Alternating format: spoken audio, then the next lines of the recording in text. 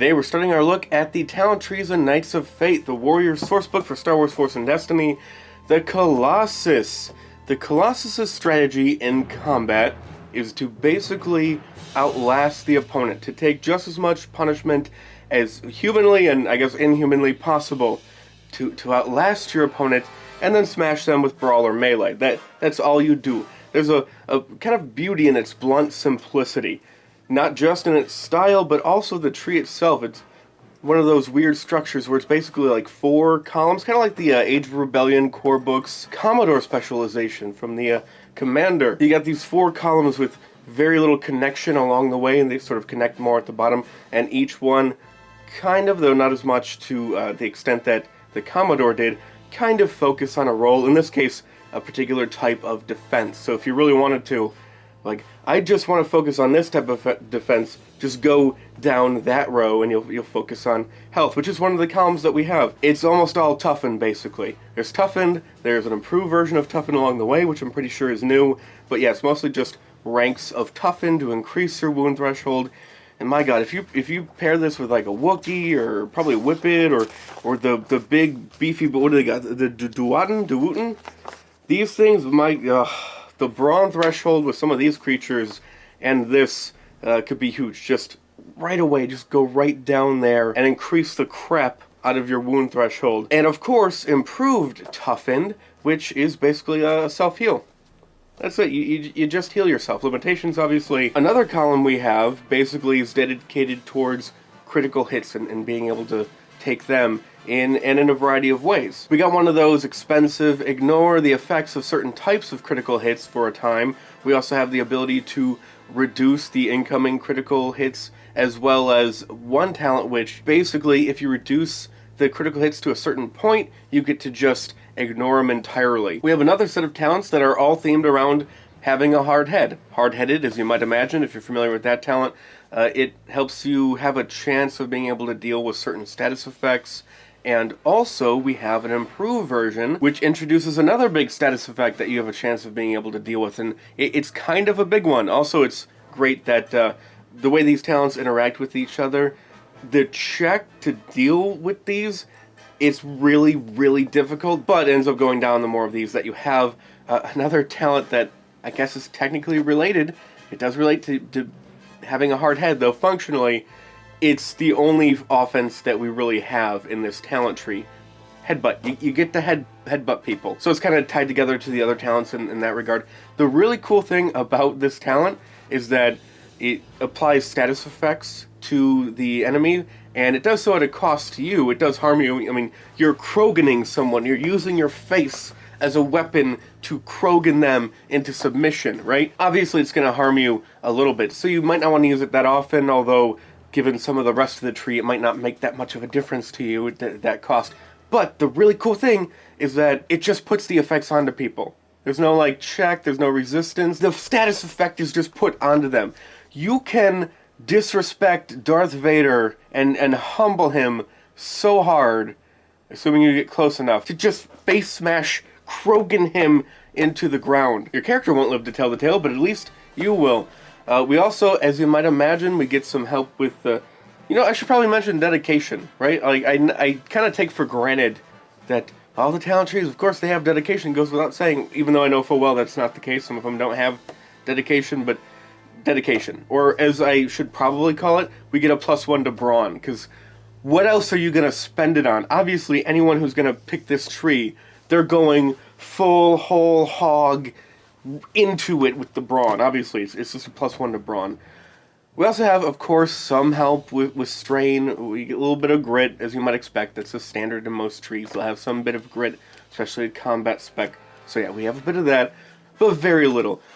And also, as you might imagine, we have enduring to help you with your soak. Obviously. Sometimes I try to be a little discreet in terms of what you have. Enduring +1 to soak.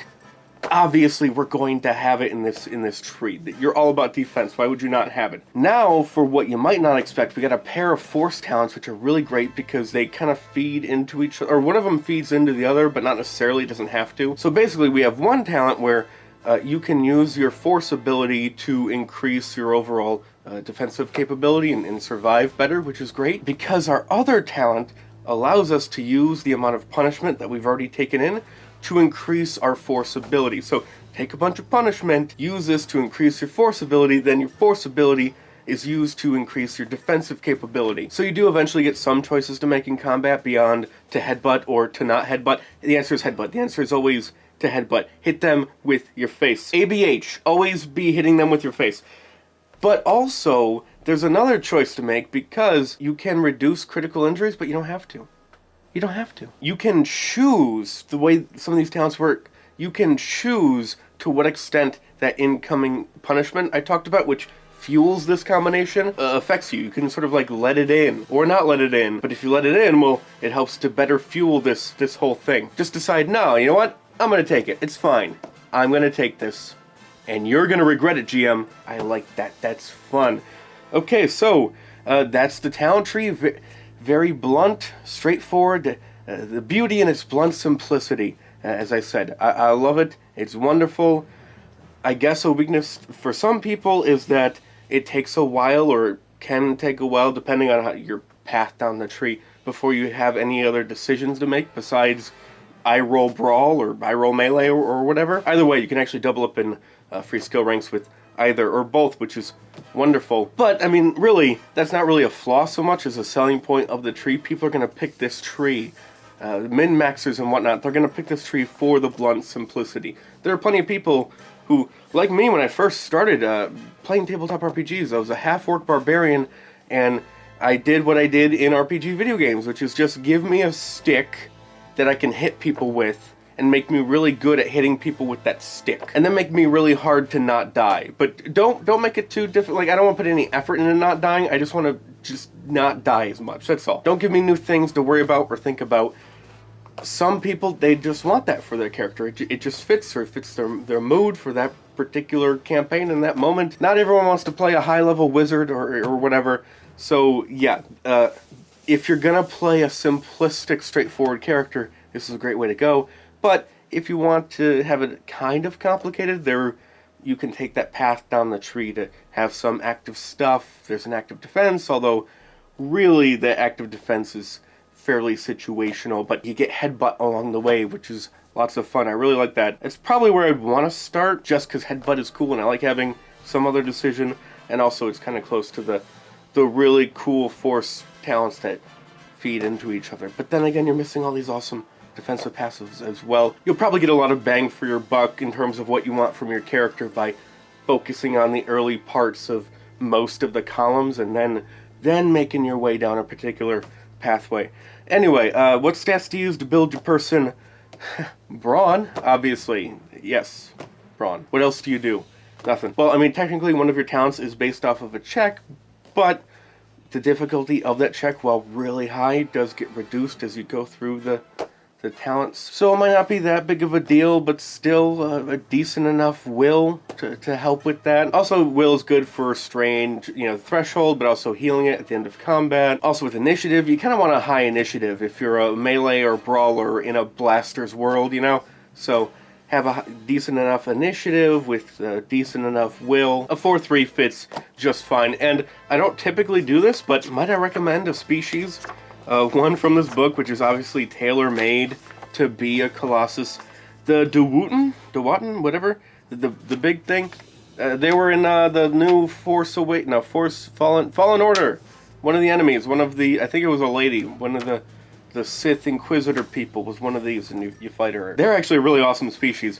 They have the ability to change their silhouette, like not on the fly, like they can't shrink and grow like Kirby or nothing like that, but when you pick one, like, are you a larger one or a not so larger one? So you can have a larger silhouette, which is awesome, especially because headbutt, the way part of it works kind of depends on the silhouette sizes, so you might get some increased effectiveness if you're a larger person, which is wonderful. Plus, as you might imagine, just by looking at them, they have a pretty solid brawn and wound threshold, so obviously a great fit with Colossus. It's one of those trees where you kind of want to just go full bore into it. Also, as I said, this would be great as a supplemental tree for like the Julio Berserker for this, or Shicho Knight from the core book for Warrior, or really any other combat spec. I want to have better defense, especially in one particular area. Maybe my tree is lacking in my overall wound threshold and health, or critical hit management, or whatever else. Pick up this as a supplement,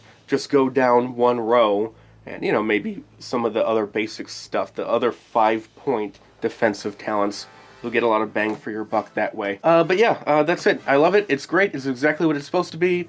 Any flaw in it isn't really a flaw in it. It's just not your preference. Like, this is a wonderful tree. I love it. It's great. It's exactly what it should be. And that is it for today. Next time, actually, I'm not going to tell you what we're doing next time, because that's one of the patron rewards. The patrons, they know what we're talking about next time, which is tomorrow in our daily December. 31 days of December, 31 videos. See you then.